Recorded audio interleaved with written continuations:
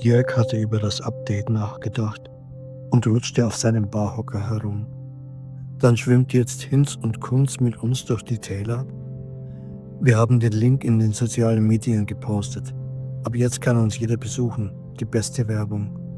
Und Sie sehen meinen Avatar? Tun Sie.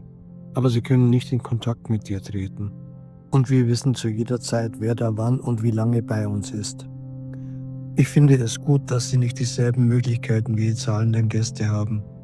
Irgendwas muss sie ja auch noch hierher locken, befand Nicole jetzt. So sehe ich das auch. Wie gesagt, es ist eine Art Marketingmaßnahme, die idealerweise neue Abonnenten generiert. Klasse Idee, ihr beiden. Ich setzte die Brille auf. Dann wollen wir hoffen, dass euer Tag der offenen Tür Herrn Hinz und Frau Kunst nach Niederlandbergen lockt.